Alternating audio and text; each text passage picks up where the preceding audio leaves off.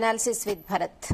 బీజేపీలో కాకరేపుతోంది ఇప్పుడు మొత్తం. కేంద్ర మంత్రులు కిషన్ రెడ్డి, బండి సంజయ్ లేకుండా చేవెళ్ల ఎంపీ కొండ విశ్వేశ్వరరెడ్డి ఇంట్లో జరిగిన సమావేశానికి ఈటెల రాజేందర్ తో సహా 6 ఎంపీలు సమావేశమయ్యారు. అయితే ఈ సమావేశానికి కిషన్ రెడ్డి, బండి సంజయ్ ఎందుకు రాలేదు? ఈ భేటీలో అసలు ఏం మాట్లాడుకున్నారనేది ఇప్పుడు ఇంట్రెస్టింగ్ గా మారింది. కిషన్ రెడ్డి, సంజయ్ కి వ్యతిరేకంగా బీజేపీ ఎంపీలు ఏకమయ్యారనే టాక్ కూడా వస్తోంది. బండి ఈటెల ఎపిసోడ్ తో కలవరపడుతున్న కాషాయ క్యాడర్ లో తాజా భేటీ అయితే మరింత కలవరం పుట్టిస్తోంది. దీనిపై ఎడిటర్ భరత్ అనాలిసిస్ చూద్దాం. Good evening Bharat. So last time మీరు దీని మీద అనాలిసిస్ చేశారు ఆల్రెడీ, బీజేపీలో ఉన్న సిచ్యువేషన్ అండ్ కార్యకర్తలకు ఎంత అన్యాయం జరుగుతుంది అనే దానిపై మీరు చాలాసేపు మాట్లాడి చాలా వైరల్ కూడా అయింది. సో దీని మీద ఏం చెప్తారు? అంటే ఇది ఈ మీటింగ్ ఏం జరిగిందో, ఎందుకంటే లోపల ఏం జరిగిందో మన వెర్షన్ మీడియా స్పెక్యులేషన్ కాకుండా డైరెక్ట్ గా ఎంపీలని అడుగుదాం. మనతో పాటు ఆ మీటింగ్ ను హోస్ట్ చేసిన కొండా విశ్వేశ్వరరెడ్డి గారు భారతీయ జనతా పార్టీ లోక్సభ విప్ కూడా, చేవెళ్ల పార్లమెంట్ సభ్యులు ప్రస్తుతం మనతో పాటు ఫోన్ లైన్ లో సిద్ధంగా ఉన్నారు. విశ్వేశ్వరరెడ్డి గారు నమస్కారం. జీ తెలుగు న్యూస్ కోసం సమయం కేటాయించినందుకు సార్. విశ్వేశ్వరరెడ్డి గారు, నేను సుమన్ మాట్లాడుతున్నా, వేరే ఫోన్. సో విశ్వేశ్వరరెడ్డి గారు లైన్ లోకి వచ్చే ముందు, సో ఇవాళ 2 మీటింగ్స్ జరిగాయి. ఒకటి విశ్వేశ్వరరెడ్డి నివాసంలో 5 ఎంపీల భేటీ. విశ్వేశ్వరరెడ్డితో సహా చూసుకుంటే 6. విశ్వేశ్వరరెడ్డి, ఈటెల రాజేందర్, ధర్మపురి అరవింద్, డికే అరుణ, అదేవిధంగా రఘునందన్ రావు, నాగేష్, వీళ్ళ మీటింగ్ జరిగింది. అటు బీజేపీ అధ్యక్షులు రామచంద్రరావు ఏమో, పార్టీ అధ్యక్షులేమో ఆయన జేపీ నడ్డా, భారతీయ జనతా పార్టీ నేషనల్ ప్రెసిడెంట్ తో సమావేశమయ్యారు. మనతో పాటు కొండా విశ్వేశ్వరరెడ్డి గారు ప్రస్తుతం ఫోన్ లైన్ లో సిద్ధంగా ఉన్నారు. విశ్వేశ్వరరెడ్డి గారు నమస్తే. నమస్తే. జీ తెలుగు న్యూస్ కోసం సమయం కేటాయించిన ధన్యవాదాలు సార్. మీ మీటింగ్ చాలా ప్రకంపనలు సృష్టిస్తోంది. ఏం జరిగింది? ఏ మీటింగ్? మీరు ఇవాళ హోస్ట్ చేసిన లంచ్ మీటింగ్. లంచా? అది లంచ్, అది మీటింగ్ కాదు. మీటింగ్ ఫస్ట్ డే చాలా ఇంపార్టెంట్ మీటింగ్ ఉండే. విప్ గా నడ్డా గారు వచ్చిండ్రు. విప్స్ మీటింగ్ నిన్న 10:30కి. ఈ రాబోయే మాన్సూన్ సెషన్ ఎట్లుంటది, ఏ కాంట్రవర్షియల్ ఇష్యూస్ పెద్ద రాకుండొచ్చు, కానీ అపోజిషన్ కాంట్రవర్షియల్ ఇష్యూ చేస్తుంది. ఇవన్నీ కూడా తర్వాత ఇవాళ కూడా నాకు డైలీ మార్నింగ్ మీటింగ్ ఉంటుంది. అయితే ఆ విప్ల మీటింగ్ చాలా మంచిగా జరుగుతుంది మాకు. Whip meeting. సో అంటే ఇవాళ ఇప్పుడు మీ ఇంట్లో జరిగిన లంచ్ మీటింగ్ ఏదైతే ఉందో తెలంగాణ ఎంపీలకు మీటింగ్ కాదే, అది లంచ్ మీటింగ్ వేరే. లంచ్ లో సరే, లంచ్ లో మీట్ అయ్యారు మీరు. అరే లంచ్ లో మీట్ ఇంట్లో లంచ్ లో కలిసారు అంటున్నా. లంచే లంచ్ లో కలిసారు. అయితే ఇంటికి కొత్తిల్లు అయింది. కానీ ముఖ్యంగా ఏంటంటే మా విప్ ఇంకా గృహప్రవేశం అయింది కానీ ఎవరికి విలువలేదు. మా ఇంటి పక్కకే ఉంటా, పార్లమెంట్ పక్కకే ఇల్లు ఇచ్చింది గవర్నమెంట్ ప్రభుత్వం. అయితే ఇక్కడ లంచ్ కు మాట్లాడదామని, ఇది కొనబోయే వచ్చే దీని మీద లోక్సభ సెషన్, ఈ ప్రత్యేకంగా ఇవాళ ధన్కర్ గారిది, నిన్న రాత్రి అయితే ధన్కర్ గారిది, ఇవన్నీ కూడా డిస్కస్ చేయాలి. అండ్ విప్ అంటే ఏంటంటే ఒక కోఆర్డినేటర్ అన్నమాట. ఏది మన పార్టీ ఏం చెప్తుందో అది అందరు లోక్సభ మెంబర్స్ రావాలి. అయితే నేను ఎంతమంది నేను as whip I have to coordinate and communicate between the party and the members. నేను ఎవరితో అంటే తెలంగాణ, ఆంధ్ర అండ్ అండమాన్స్ ఎంపీ. ఆంధ్రాలో ఒక ఎంపీ నేను కోఆర్డినేట్ చేయాలి, అది సీఎం రమేష్. ఆయన రాలేకపోయింది ఎందుకంటే ఆయన సొంతగా లంచ్ ఇస్తున్నాడు లోక్సభలో. ఇంకా అండమాన్స్ ఎంపీ ఏమో కలవలేదు. అయితే మా ఎంపీలందరూ పక్కకే ఉంటాము. అయితే విప్ కోఆర్డినేట్ చేసే ఎంపీలందరూ పిలిచిన. సో అంటే ఇప్పుడు ఆంధ్రప్రదేశ్ నుంచి ఇంకా పురంధేశ్వరి కూడా ఉన్నారు కదా ఎంపీ. పురంధేశ్వరి నేను కోఆర్డినేట్ చేయను, డైరెక్ట్లీ ఆమె నేషనల్ పార్టీ చెప్తాను. నేను నా ద్వారా కమ్యూనికేషన్ ఉండదు దానికి సీనియర్స్. ఉదాహరణగా యూనియన్ మంత్రులు ఉన్నారు, వాళ్ళు కూడా నేను నా ద్వారా కమ్యూనికేట్ చేయరు. ఇప్పుడు కిషన్ రెడ్డి గారు ఉన్నారు, డైరెక్ట్ పార్టీ కిషన్ రెడ్డి గారికి కమ్యూనికేట్ చేస్తుంది. ఓకే. బండి సంజయ్ ఉన్నారు, ఆయన యూనియన్ మినిస్టర్, డైరెక్ట్ కమ్యూనికేట్ చేస్తుంది. ఓకే. నేను యూనియన్ మంత్రులు లేకుంటే చాలా చాలా సీనియర్స్ కొంతమంది ఉంటారు, వాళ్ళు direct party direct communicate with ద్వారా కమ్యూనికేట్ చేయరు వాళ్ళను. ఓకే. ఓకే. సో అందుకని ఇప్పుడు మీ కింద తెలంగాణలో 6 ఎంపీలు ఉన్నారు. కాదు, నేను కోఆర్డినేట్ కింద నాకడే పెద్దవాళ్ళందరూ. అంటే మీరు కోఆర్డినేట్ ఈటల్ రాజేందర్, ఈవెన్ నాగేష్ కూడా నాకంటే ఓ తీరు ఎందుకంటే సీనియర్, ఎందుకంటే 2 సార్లు ఎంపీ, తన మంత్రి కూడా ఉండే. ఈవెన్ అరవింద్ కూడా 2 times బీజేపీ ఎంపీ, నేను ఒకటేసారి బీజేపీ ఎంపీ, అసలు టీఆర్ఎస్ ఎంపీ. నేను కోఆర్డినేట్ చేస్తా, వీళ్ళు నా కింద కాదు, నేను వీళ్ళతో కోఆర్డినేట్ చేస్తాను. సో మీరు రఘునందన్ రావు ఎమ్మెల్యే 2 సార్లు, వీళ్ళందరితో సో 8 మంది ఎంపీలు మీరు కోఆర్డినేట్ చేస్తారు. 8 మందిలో 8 కాదు, 8-2 లేదు. తెలంగాణలో 6, ఆంధ్రప్రదేశ్ లో CM Ramesh, Andaman Nicobar MP. So మొత్తం 8 మందిలో 6 వాళ్ళు అటెండ్ అయ్యారు. అంతే కదా. సో ఇప్పుడు ఎందుకంటే నేను అందుకనే ఇవాళ మధ్యాహ్నం నుంచి ఫోటోలు పెట్టినప్పటి నుంచి కూడా చర్చ జరుగుతుంది. అందుకని డైరెక్ట్ గా మీ దగ్గర క్లారిఫికేషన్ తీసుకుందాం, ఎందుకంటే మీ వెర్షన్ తీసుకోకుండా వేరే ప్రసారం చేయడం కరెక్ట్ కాదన్న ఉద్దేశంతో మీకే కాల్ చేశాం.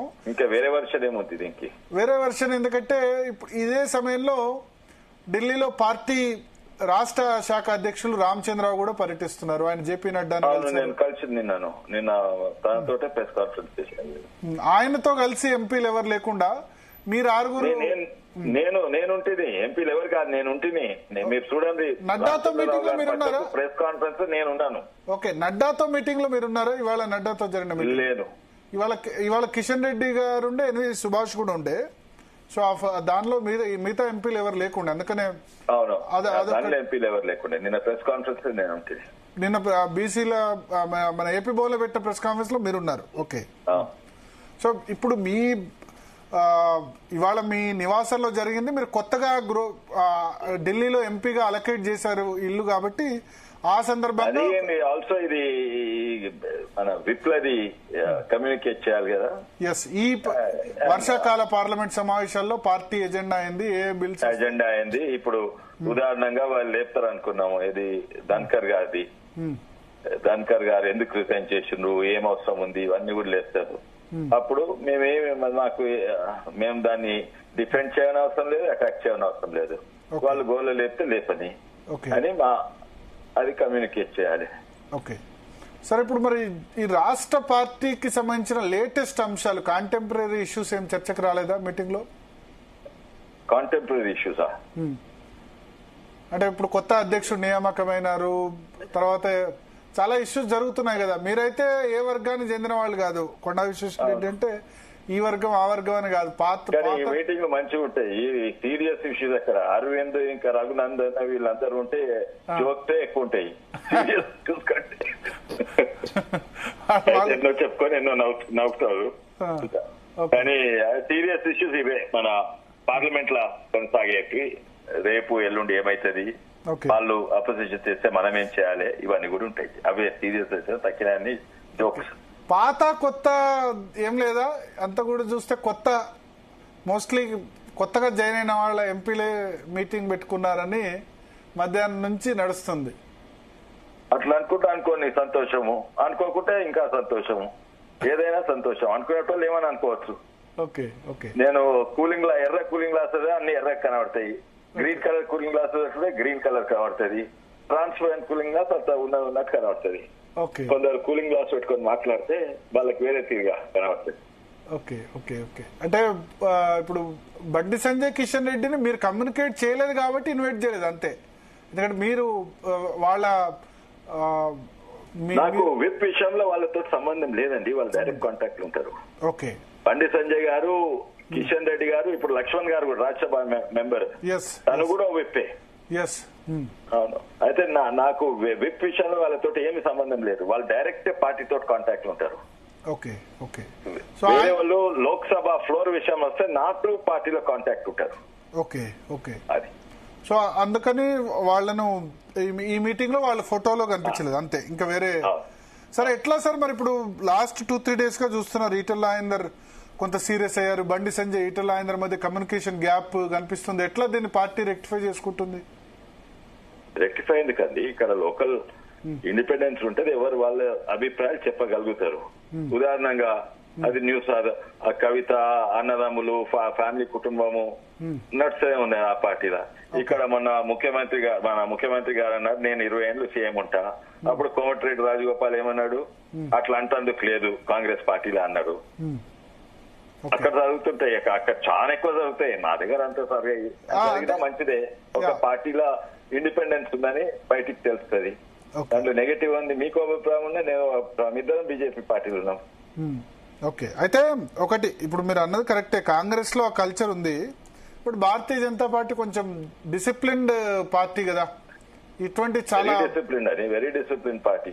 వెరీ డిసిప్లిన్ పార్టీ ఉన్నంత వరకు 10 మందికి 10 అభిప్రాయాలు ఉండొద్దా? కామన్ ఎజెండా ఉంటది. కొన్ని ఇష్యూలు డైవర్ట్ అవుతారు.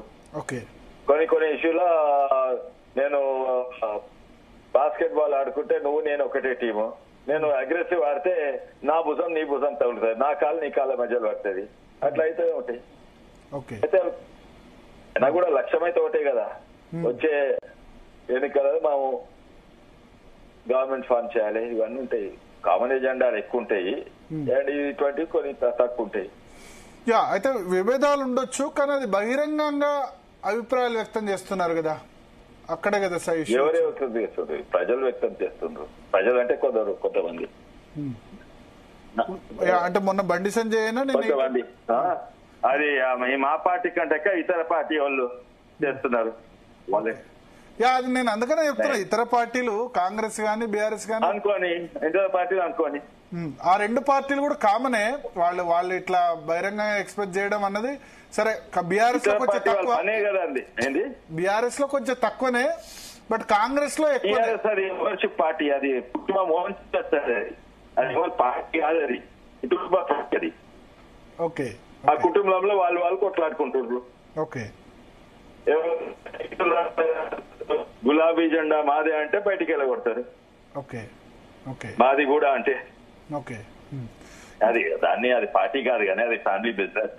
ఓకే, ఇప్పుడు ఈటల రాజేందర్ కొత్త పార్టీ పెడుతున్నారని 2-3 రోజులుగా చాలా స్పెక్యులేషన్ వినిపిస్తుంది సార్. మీకు కూడా దగ్గర వ్యక్తి కదా, అనిపిస్తుందా ఆయన ఖచ్చితంగా పార్టీలోనే కంటిన్యూ అవుతారు నో డౌట్ అని ఉందా, లేకపోతే వేరే ఆలోచన? అది బయట వ్యక్తులు అనుకుంటున్నారు, అనుకోనివ్వండి. బయట వ్యక్తులు ఎవరు, కొంతమంది మీడియాలో మసాలా యాడ్ చేస్తుంది, కొంతమంది ఇతర పార్టీ వ్యక్తులు అనుకుంటున్నారు.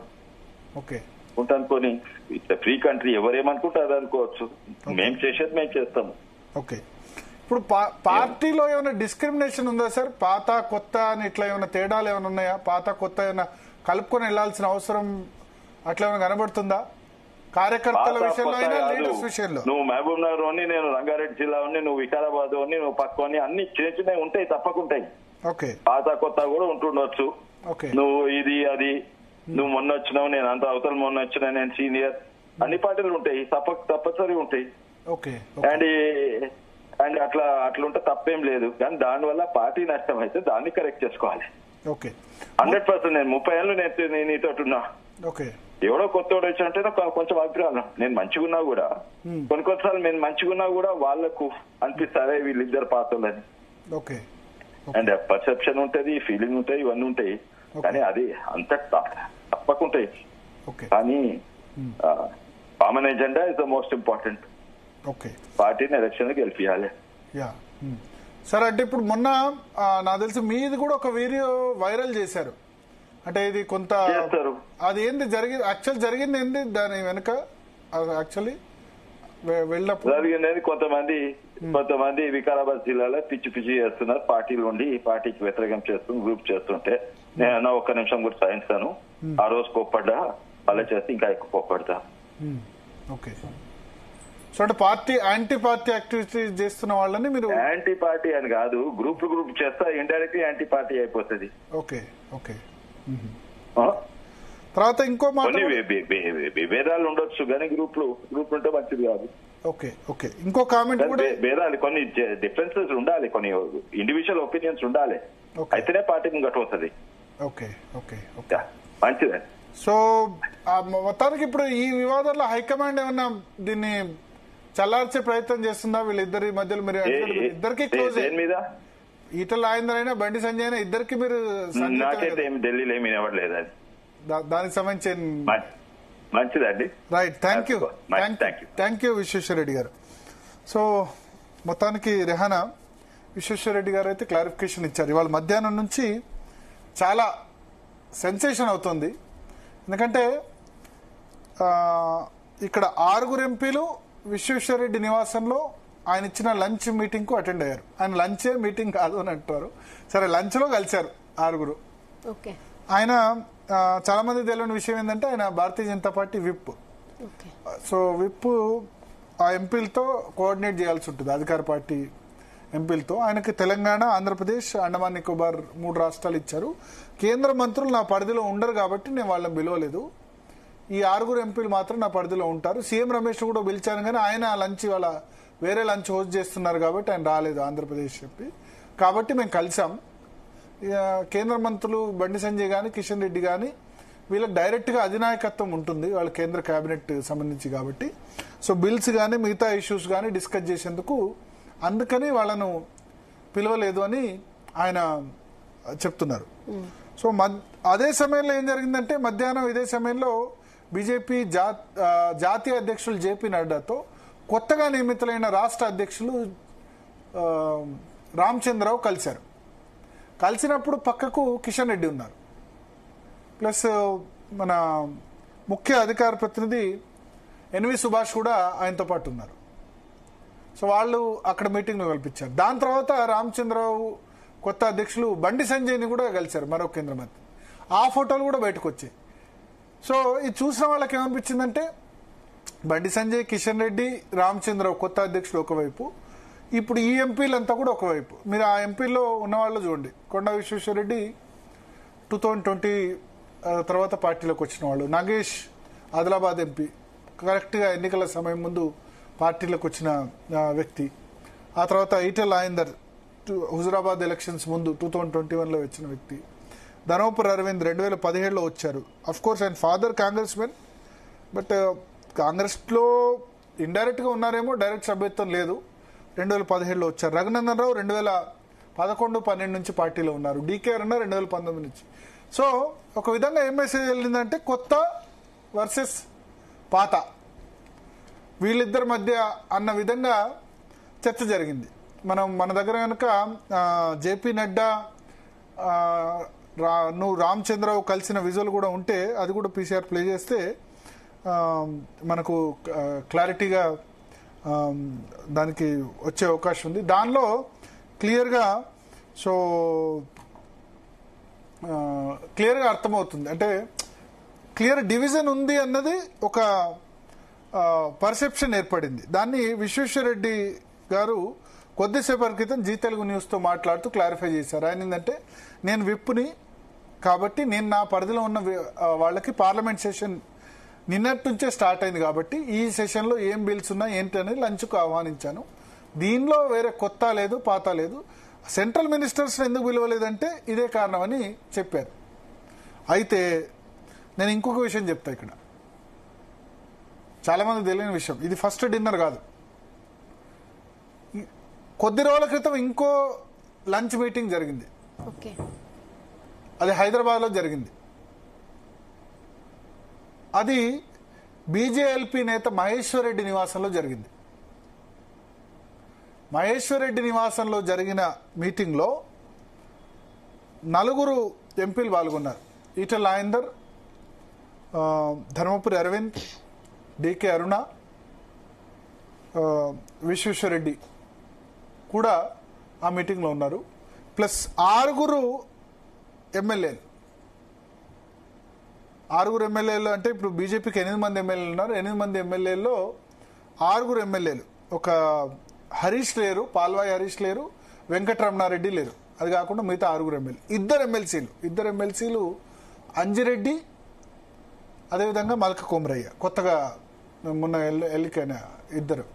సో అక్కడ మహేశ్వర్ రెడ్డి నివాసంలో బీజేపీ నేత ఇంట్లో కూడా మీటింగ్ జరిగింది. దానిలో కూడా బండి సంజయ్, కిషన్ రెడ్డి, లక్ష్మణ్, కొత్త అధ్యక్షుడు రామచంద్రరావు వీళ్ళు లేకుండా జరిగింది. సేమ్ ఇప్పుడు కూడా కొత్త అధ్యక్షుడు రామచంద్రరావు ఢిల్లీలో ఉన్నారు. ఎస్, విశ్వేశ్వరరెడ్డి ఆయన చెప్పినట్టు నిన్న తెలంగాణ భవన్లో జరిగిన ప్రెస్ మీట్లో ఆయన పక్కన ఉన్నారు రామచంద్రరావు మాట్లాడుతున్నప్పుడు. కానీ ఇవాళ ఢిల్లీలో ఉన్నప్పుడు బండి సంజయ్ కానీ కిషన్ రెడ్డి కానీ రామచంద్రరావు కానీ ఆ లంచ్ మీటింగ్లో లేకపోవడం రకరకాల స్పెక్యులేషన్స్కు రకరకాల వాటికి తావిచ్చింది. దాని మీద ఆయన క్లారిఫై చేశారు కొండా విశ్వేశ్వరరెడ్డి. అయితే ఒకటి మాత్రం చెప్పగలను, భారతీయ జనతా పార్టీలో మనం చూడొచ్చు విజువల్లో రామచంద్రరావు, రాష్ట్ర పార్టీ అధ్యక్షుడు జేపీ నడ్డా, కిషన్ రెడ్డి వాళ్ళు సమావేశమయ్యారు. అదే సమయంలో లంచ్ మీటింగ్ జరుగుతున్న సమయంలోనే సమావేశమయ్యారు. ఎన్వి సుభాష్ కూడా మనం చూడొచ్చు ఆ విజువల్లో. దాని తర్వాత బండి సంజయ్తో రామచంద్రరావు మీట్ అయ్యారు. బిఎల్ సంతోష్ పార్టీ రాష్ట్ర జనరల్ సెక్రటరీ. ఇప్పుడు ఈ ఫోటో శివప్రకాష్ జీ బిఎల్ సంతోష్కు అసిస్టెంట్గా ఉంటారు. BL Santosh organisation general secretary, Bharatiya Janata party organisation general secretary, RSS Sangh నుంచి ఆయన చూస్తూ ఉంటారు. ఆ తర్వాత చూస్తే కనుక బండి సంజయ్ కార్యాలయంకు వెళ్ళి, లేకపోతే కార్యాలయమో అది ఇల్లో రామచంద్రరావు కలిశారు. సో ఒక విధంగా రెండు క్యాంపులు మీటింగ్ జరుగుతున్నట్టు అనిపిస్తుంది. ఒకటి రామచంద్రరావు, కిషన్ రెడ్డి, బండి సంజయ్, లక్ష్మణ్ వీళ్ళంతా ఒకవైపు, ఇంకో మిగతా పార్టీలో కొత్త పాత నేతల మధ్య కొంత విభేదాలు ఉన్నట్టుగా జరుగుతోంది. అందుకని ఈ ఒక్క మీటింగ్తో నిర్ధారణకు రాలేదు. చాలా మంది తెలియదు రెండో మీటింగ్ మహేశ్వర్ రెడ్డి ఇంట్లో, బీజేపీ నేత మహేశ్వర్ రెడ్డి ఇంట్లో మరొక మీటింగ్ నాకు తెలిసి 2-3 రోజుల క్రితమో జరిగింది. దానిలో ఎంపీలు, ఎమ్మెల్యేలు, ఎమ్మెల్సీలు, రఘునందన్ రావు లేరు ఆ రోజు, ఏదో వేరే పనిలో ఉండే. బట్ 4 ఎంపీలు, 2 ఎమ్మెల్సీలు, 6 ఎమ్మెల్యేలు వీళ్ళంతా కూడా ఆ మీటింగ్లో ఉండడం వల్ల రకరకాల స్పెక్యులేషన్స్ వస్తున్నాయి. సో ఇక్కడ మనం ఒక ఇంపార్టెంట్ విషయం, మన బండి సంజయ్ కానీ ఈటెల రాజేందర్ కానీ ఇద్దరు ఒకళ్ళ మీద ఒకళ్ళు విమర్శలు చేసుకున్నారు. డైరెక్ట్గా విమర్శలనే చెప్పాలి. నేను ఇది బీజేపీ కార్యకర్తల దృక్కోణంలో, బీజేపీ నేతల దృక్కోణంలో నేను ఇది మాట్లాడుతున్నాను. మొదలు బండి సంజయ్ ఆయన హుజురాబాద్ నుంచి అసెంబ్లీ, మొన్న నేను మెంబర్ ఆఫ్ పార్లమెంట్గా కంటెస్ట్ చేసినప్పుడు హుజురాబాద్లో నన్ను ఓడించేందుకు కొద్దిమంది ప్రయత్నించారు. అటువంటి వాళ్ళకి టికెట్లు ఉండవు, ఈ గ్రూపు ఆ గ్రూప్ అని కాదు, నా గ్రూప్ అయినా సరే టికెట్లు ఉండవు, పనిచేయని వాళ్ళకి, పార్టీ కోసం పనిచేయని వాళ్ళకి టికెట్లు ఉండవు అని ఇండైరెక్ట్గా ఈటెల ఆన్సర్లకి ఆయన వార్నింగ్ ఇచ్చారు. బికాజ్ ఏంటంటే ఇది కరీంనగర్ పార్లమెంట్ పరిధిలోనే హుజురాబాద్ అసెంబ్లీ కూడా వస్తుంది. ఇంతకు ముందు వరకు కూడా ఈటెల రాజేందరే చూసుకున్నారు. కానీ ఈటెల రాజేందర్ ఎప్పుడైతే Malkajgiri parliament member of parliament అయ్యారో హుజురాబాద్ ఆయన భార్య ఎక్కువగా చూసుకుంటున్నారు. సో అప్పుడు ఈటెల రాజేందర్ సంబంధించిన అనుచరుడు హుజురాబాద్ నియోజకవర్గ ఇన్ఛార్జ్ ఎవరైతే పెట్టారో ఆయన నేను రిజైన్ చేస్తాను అని రిజైన్ చేసి అందరు షామీర్పేట ఈటెల రాజేందర్ ఇంటికి వెళ్ళారు. వెళ్ళినప్పుడు ఈటెల రాజేందర్ చాలా అగ్రెసివ్గా మాట్లాడారు. కొడక కత్తులు పెట్టుకుని ఉండను, నాకు శత్రువు ఉంటే దమ్ముంటే స్ట్రైట్గా ఫైట్ చేయి, స్ట్రీట్ ఫైట్ కాదు, ఇవన్నీ కూడా మాట్లాడారు. అది ఎంత సెన్సేషన్ అయిందో మనకు తెలుసు. సో ఇప్పుడు నేనేం చెప్తానంటే కార్యకర్తల ప్రాస్పెక్టివ్లో లేకపోతే లీడర్స్ ప్రాస్పెక్టివ్లో ఒకటి,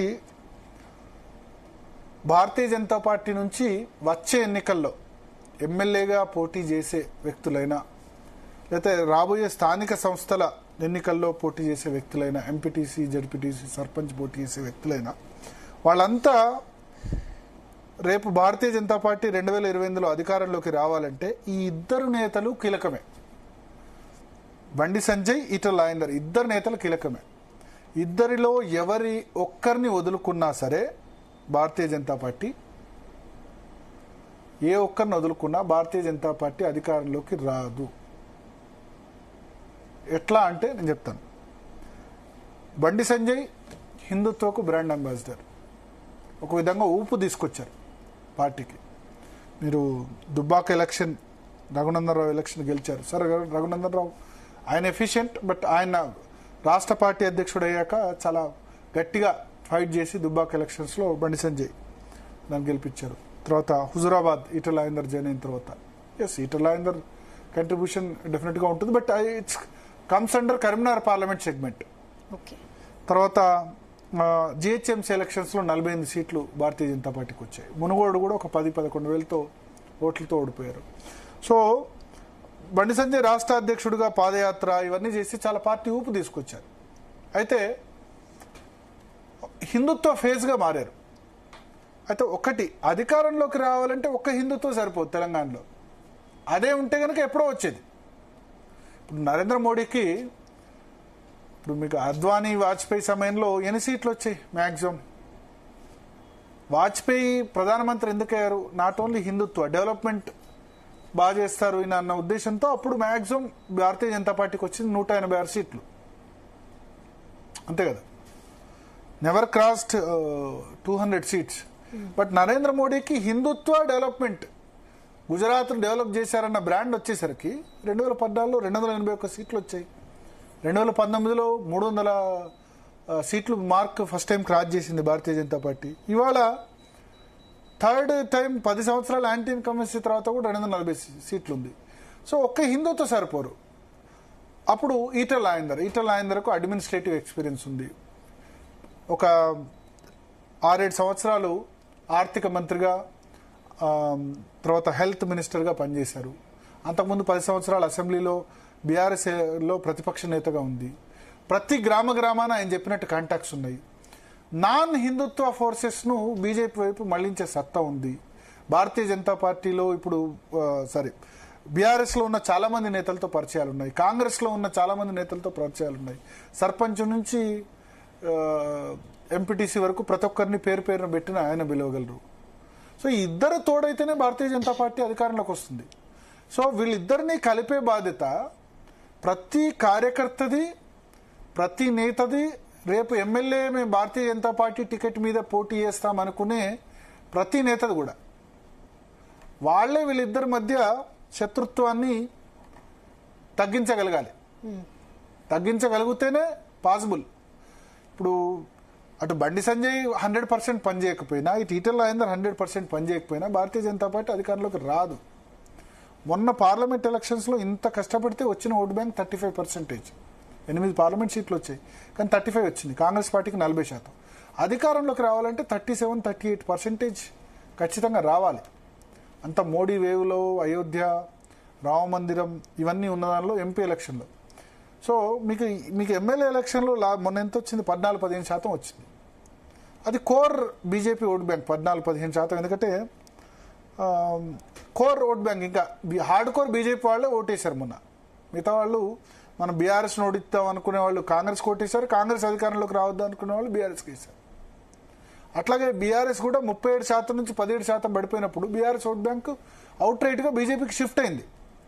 సో బీజేపీకి ఈ అవుట్ రైట్గా బీఆర్ఎస్ ఓట్ బ్యాంక్ షిఫ్ట్ కావాలంటే దానికి ఈటల రాజేందర్ అవసరం. కాంగ్రెస్లో ఉన్న కొంత వేరే ఫోర్సెస్ కావాలంటే బండి సంజయ్ అవసరం. ప్లస్ వాళ్ళ క్యాస్ట్ కాంబినేషన్స్ కూడా, మీరు బండి సంజయ్ అయినా ఈటల రాజేందర్ అయినా చాలా ఇన్ఫ్లుయెన్షియల్ కమ్యూనిటీస్ నుంచి వచ్చారు. ముదిరాజ్ కమ్యూనిటీ ఈటల రాజేందర్ తెలంగాణలో అత్యధిక జనాభా ఉన్న సామాజిక వర్గం. మీకు 8-9% పాపులేషన్ ఉంటుంది. ఒకే ఒక్క ఎమ్మెల్యే గెలిచారు, వాకటి శ్రీహరి ముదిరాజ్, ఆయన మంత్రి అన్నారు. ఈ ముదిరాజులకి తిరుగులేని నాయకుడుగా ఈటల రాజేందర్ ఉన్నారు. మున్నూరు కాపు సామాజిక వర్గం చాలా పెద్ద సంఖ్యలో జనాభా ఉంటుంది. ముఖ్యంగా ఉత్తర తెలంగాణలో కరీంనగర్, ఆదిలాబాద్, వరంగల్, నిజామాబాద్లో చాలా significant. Even Hyderabad also. And ముదిరాజుల కంటే కొంచెం తక్కువ పాపులేషన్ ఉన్న ఇన్ఫ్లుయెన్షియల్ కమ్యూనిటీ, రాజకీయాల్లో శాసించగల కమ్యూనిటీ. ఎట్లయితే రెడ్డిస్ రాజకీయాలను శాసిస్తారో మున్నూరు కాపులు కూడా తెలంగాణలో గ్రామాల్లో రాజకీయాలను శాసిస్తారు. ఫర్ ఎగ్జాంపుల్ మీకు మున్నూరు కాపు కమ్యూనిటీ నుంచి ఎంత పెద్ద లీడర్స్ వచ్చారో చూడండి. వి హనుమంతరావు కాంగ్రెస్ పార్టీలో, కేకే, డి శ్రీనివాస్, వీళ్ళంతా మున్నూరు కాపులే కదా.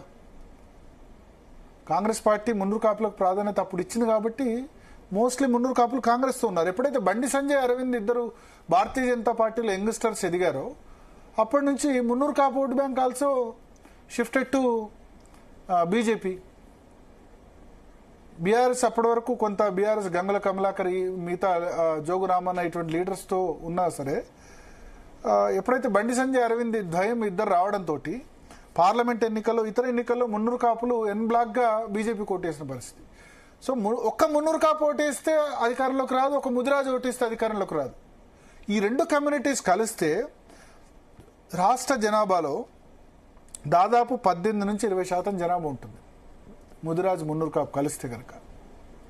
సో ఇవి కనుక దాదాపు 70 to 80% బీజేపీ కోటేస్తే మీకు 37%లో సగం ఈ రెండు క్యాస్ట్ కాంబినేషన్ ద్వారా పోతుంది. ఇప్పుడు ఎంత శత్రుత్వం వచ్చిందంటే వీళ్ళిద్దరి మధ్య, ముదిరాజులు ఎవరు కూడా అటు బండి సంజయ్ ఓన్ చేసుకోవట్లేదు. ముదిరాజులంతా కూడా సోషల్ మీడియాలో బండి సంజయ్ తిడుతున్నారు, మున్నూరు కాపులంతా ఈటల ఆయన తిడుతున్నారు. సో ఇప్పుడు ఈ ఇద్దరిలో ఏ ఒక్కరిని పార్టీ కోల్పోయినా లేదా ఇద్దరిలో ఏ ఒక్కరి వైపు ఏమంటారు ఏ ఒక్కరు 100% పనిచేయకపోయినా, పార్టీలోనే ఉంటూ 100% పనిచేయకపోయినా భారతీయ జనతా పార్టీకి, ఆ పార్టీ కార్యకర్తలకి, ఆ పార్టీల నుంచి పోటీ చేయాలనుకుంటే ఎమ్మెల్యే అభ్యర్థులకు తీవ్ర నష్టం. సో విభేదాలు పక్కన పెట్టమని వీళ్ళంతా అడగాలి. ఈ గ్రూప్లో కొద్దిమంది చేరి ఆ గ్రూప్లో కొద్దిమంది చేరితే లాభం లేదు. వీళ్ళిద్దరూ పార్టీకి అవసరం. ప్లస్ పార్టీ పాత కొత్త కలిస్తేనే భారతీయ జనతా పార్టీ. దీనికి 2 సూత్రాలు ఉన్నాయి. 119 మంది ఎమ్మెల్యే క్యాండిడేట్లు 91 చోట్ల కొత్త అసెంబ్లీలో కొత్త అభ్యర్థులకు ఇచ్చారు, కానీ గెలిచింది 8 మంది. కానీ గెలిచిన 8 మందిలో మీకు మాక్సిమం కొత్త పార్టీలో కొత్త మహేశ్వర్ రెడ్డి, కొత్త పాల్వాయి హరీష్ కుమార్ 2020 తర్వాత జాయిన్ అయ్యారు. అట్లాగే ముదోల్ నారాయణరావు పటేల్, ఆర్మూర్ రాకేష్ రెడ్డి, వెంకటరమణారెడ్డి కొత్తగా జాయిన్ అయిన వాళ్ళు గెలిచారు కదా. రాజసింగ్ ఒక్కడే, రాజసింగ్ కూడా టీడీపీ నుంచి వచ్చినవాడు 2013 తర్వాత.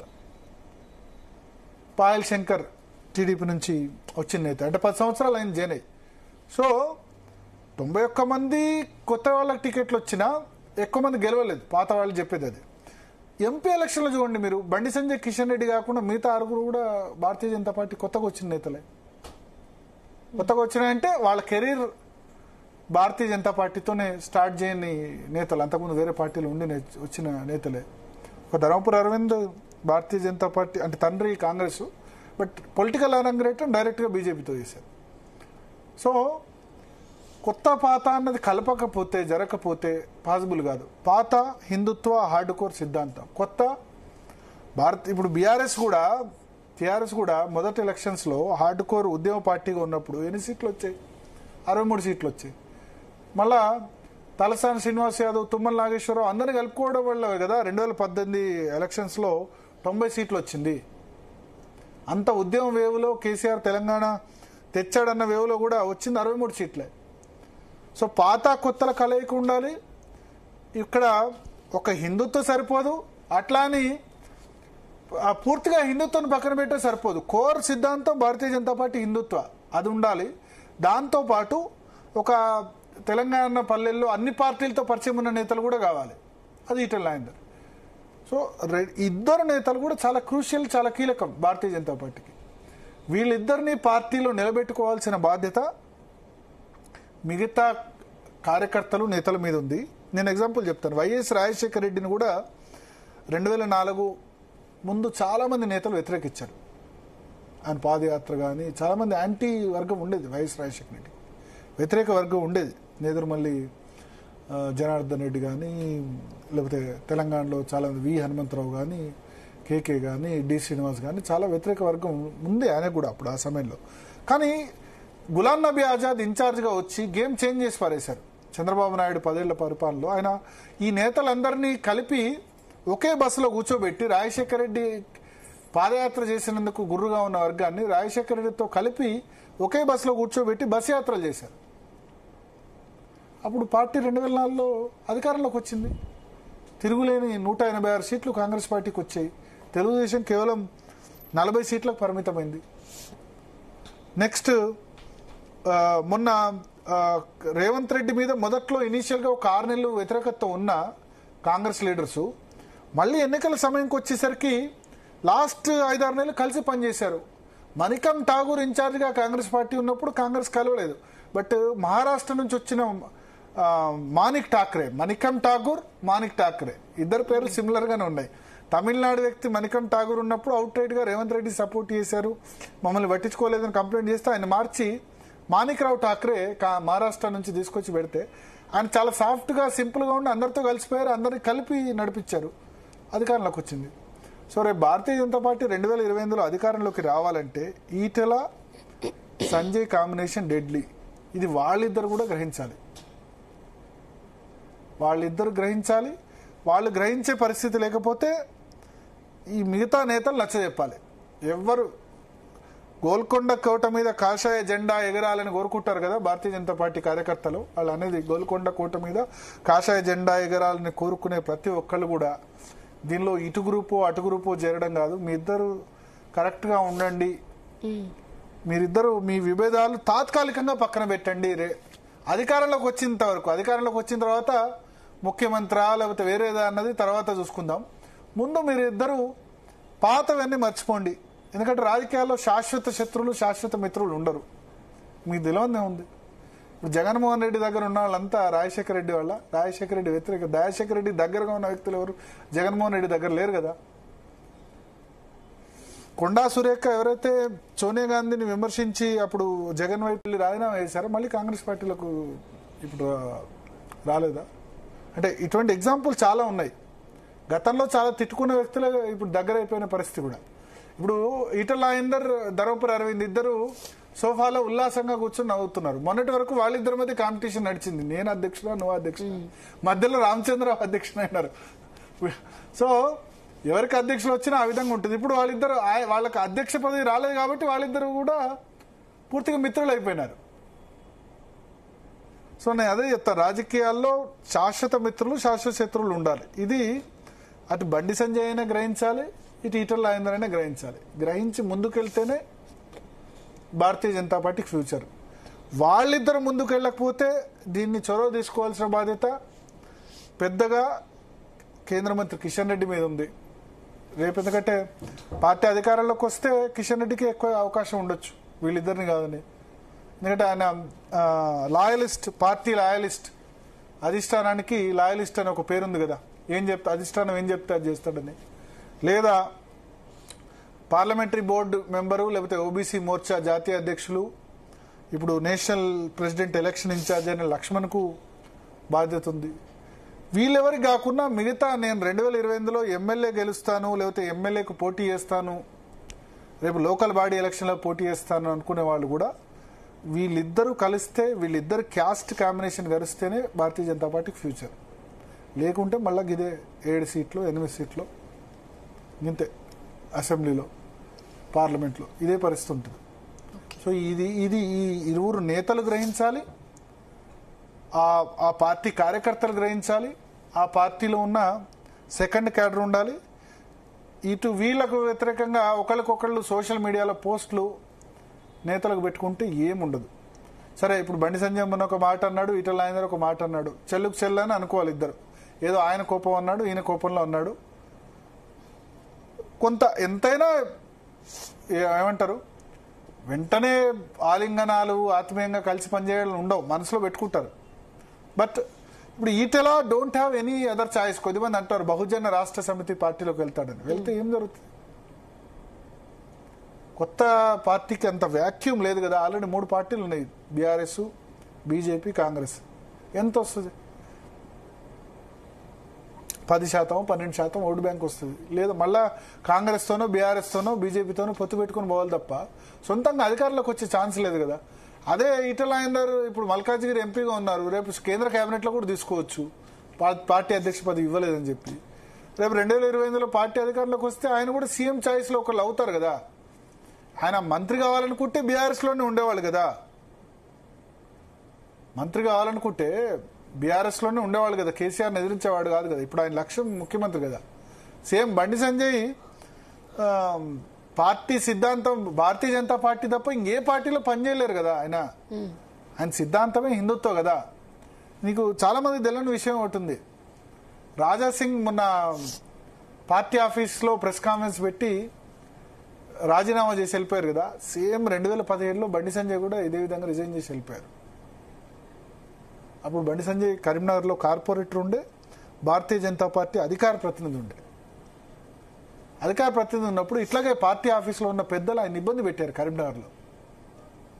డాక్టర్ ఎడవెల్లి విజయేందర్ రెడ్డి అని బీఆర్ఎస్ నుంచి తీసుకుని ఆయనకు టికెట్ ఇస్తాము, బండి సంజయ్కి ఇంకా టికెట్ లేదు అని ఆల్మోస్ట్ కరీంనగర్ అసెంబ్లీ టికెట్ కూడా ఇవ్వమని చెప్పిన పరిస్థితుల్లో అక్కడ పార్టీలో తనకు వ్యతిరేకంగా గ్రూపుల్ని ప్రోత్సహిస్తున్నారన్న ఉద్దేశంతో అక్కడ కరీంనగర్లో గుజ్జుల రామకృష్ణారెడ్డితో ప్రాబ్లం ఉండే, సుగుణాకర్ రావుతో కిసాన్ సెల్ సుగుణాకర్ రావుతో ప్రాబ్లం ఉండే. వీళ్ళందరితో కూడా బండి సంజయ్ ప్రాబ్లం ఉంటే అది హెడ్ ఆఫీస్ నుంచి ఎంకరేజ్ చేస్తున్నా అన్న ఉద్దేశంతో ఆయన ప్రెస్ కాన్ఫరెన్స్ పెట్టి ఇంకా నేను పార్టీకి దూరంగా ఉంటాను, 2017లో పార్టీ ఆఫీస్లో ప్రెస్ మీట్ పెట్టి నేను పార్టీకి దూరంగా ఉంటాను ఇంకా, కానీ హిందుత్వ కార్యక్రమాలు చేస్తానని చెప్పారు. హిందుత్వాన్ని మాత్రం వదులుకోను అని చెప్పారు. సేమ్ రాజాసింగ్ చెప్పినట్టే. కానీ మళ్ళీ 1 yearలో సంఘ జోక్యం చేసుకుంది, టికెట్ బండి సంజయ్కి ఇచ్చారు. 2018లో ఓడిపోయారు, కానీ తక్కువ 11,000 ఓట్లతో ఓడిపోయారు. బీజేపీకి వేవ్ లేకుండా గంగుల కమలాకర్ దగ్గర కరీంనగర్లో బండి సంజయ్ వేవ్ వచ్చింది. బండి సంజయ్ ఓడిపోతే ఎంఐఎం కార్యకర్తలు బండి సంజయ్ ఇంటి మీద దాడి చేస్తే కార్యకర్తలు ఏడిస్తే బండి సంజయ్ సముదాయించేది బాగా వైరల్ అయ్యి బాగా సింపతి వచ్చి 4 నెలల్లో ఆయన ఎంపీగా గెలిచారు. సో ఇట్లా ఉంటుంది. So there is no alternative factor. Etela రాజేందర్కు బండి సంజయ్కి వీళ్ళిద్దరికి భారతీయ జనతా పార్టీ తప్ప వేరే ఆల్టర్నేటివ్ ఏం లేదు. వాళ్ళిద్దరూ ఈ విషయం గ్రహించాలి, బీజేపీ కార్యకర్తలు గ్రహించాలి, నేతలు గ్రహించాలి. ఒకళ్ళనొకళ్ళు సోషల్ మీడియా పోస్టులో పెట్టుకుని ఈ వర్గం ఆ వర్గం అంటే అల్టిమేట్గా ఇప్పుడు అది జరిగింది అయిపోయింది. రామచంద్రరావును అధ్యక్షుడిగా డిసైడ్ చేశారు. ఇప్పుడు ఈ ఎంపీలు వీళ్ళు రామచంద్రరావు ఇష్టం ఉన్నా లేకున్నా ఆయన నేతృత్వంలో పనిచేయాల్సిందే, తప్పదు. మళ్ళీ అధిష్టానం 1-2 years తర్వాత నాకు తెలిసి మార్చదు. 1-2 yearsకి అయితే కలిసి పనిచేయాలి కదా. రేపు లోకల్ బాడీ ఎలక్షన్ మీద దృష్టి పెట్టండి. ఆగస్ట్ ఎండింగ్లో లోకల్ బాడీ ఎలక్షన్స్ ఉన్నాయి, ఎంపీటీసీ, జెడ్పీటీసీ, సర్పంచ్. నేను అన్నాను మొన్న దానిలో, ఎప్పుడు కూడా ఎమ్మెల్యే ఎంపీ ఎలక్షన్స్ మాత్రమే కాన్సన్ట్రేట్ చేస్తారు బీజేపీ. మీరు కార్యకర్తల్ని ఎంపీటీసీ చేయండి, జెడ్పీటీసీ చేయండి, సర్పంచ్ చేయండి, మున్సిపల్ కౌన్సిలర్ చేయండి. సమాజంలో వాళ్ళ స్టేటస్ పెరుగుతుంది. ఈ నాయకులంతా కలిసి ఫైట్ చేయాలని నేను అన్నాను. ఇప్పటికీ అదే మాట కట్టుబడి ఉన్నా. సో ఈ నాయకులంతా కలిసి కార్యకర్తల్ని వాళ్ళ పదవుల పరంగా వాళ్ళను పెంచాల్సిన అవసరం ఉంది. 31 జిల్లాల జడ్పీ ఎలక్షన్స్ జరగబోతున్నాయి. ఎక్కువ సాధ్యమైనంత మందిని జడ్పీటీసీలు చేయండి, సాధ్యమైనంత మందిని ఎంపీపీలు చేయండి, గ్రామ పంచాయతీ సర్పంచులు చేయండి. ఇంకా ఈ గొడవ మానేసి, ఎందుకంటే కాంగ్రెస్ పార్టీ ఇప్పుడు సరే ఎంత విభేదాలు ఉన్నా వాళ్ళ అధికారంలో ఉన్నారు. బీఆర్ఎస్ వాళ్ళ ఆబ్వియస్లీ కవితకు సంబంధించి కొంత డిస్టర్బెన్స్ ఉన్నా వాళ్ళు వాళ్ళ దాంతో వెళ్తున్నారు. ఇప్పుడు భారతీయ జనతా పార్టీ ఈ అంతర్గత కుమ్ములాటలతో ఇబ్బంది పడుతుంది. అల్టిమేట్గా సఫర్ అయ్యేది కార్యకర్తలు. కాబట్టి కార్యకర్తలు ఈ పక్షమో ఆ పక్షమో సోషల్ మీడియాలో వీళ్ళది కరెక్ట్ వాళ్ళది రాంగు ఇవన్నీ పెట్టుకుంటే లాభం లేదు. They have to fight local body election. రేపు 1-2 నెలల్లో ఎలక్షన్ ఉంది. దానిలో నేనేదో వీళ్ళకి ఎన్నో జడ్పీ చైర్మన్లు వస్తామని ఎక్స్పెక్ట్ చేయను, కానీ సాధ్యమైనంత బలం అయితే చూపించాలి కదా. తెలంగాణ ప్రజలకు బీజేపీ మేము కూడా గట్టిగా ఉన్నామని చూపించాలంటే కనుక వీళ్ళిద్దరు ఏకం కావాలి, వీళ్ళ వెనక ఉన్న నేతలు ఏకం కావాలి. రేపు ఎమ్మెల్యేగా గెలవాలనుకుంటున్న వాళ్ళు కూడా వాళ్ళ నియోజకవర్గాల్లో కొద్దిమంది కార్యకర్తలు జడ్పీటీసీలు, ఎంపీపీలు, ఎంపీటీసీలు ఇవన్నీ చేయాల్సిన అవసరం ఉంది, సర్పంచ్లు చేయాల్సిన అవసరం ఉంది. ఆ బాధ్యతలో వీళ్ళందరూ కూడా ఉండాల్సిన అవసరం ఖచ్చితంగా కనబడుతుంది. మరి చూద్దాం జాతీయ నాయకత్వం ఈ విషయంలో రెస్పాండ్ అవుతుందా. మొన్న ఈటల రాజేందర్ చేసిన కామెంట్ తర్వాత, ఎందుకంటే రామచంద్రరావు కూడా జేపీ నడ్డాను కలిశారు, బిఎల్ సంతోష్ను కలిశారు. సో బీజేపీ హైకమాండ్ ఏమైనా రెస్పాండ్ అవుతుందా అన్నది దీనిలో చూడాల్సింది. Okay Bharat, thanks for the analysis. So డిఎన్ఏలో ఇప్పుడు ఒక షార్ట్ బ్రేక్ తీసుకుందాం. బ్రేక్ తర్వాత మరో టాపిక్ పై అనాలిసిస్ చూద్దాం.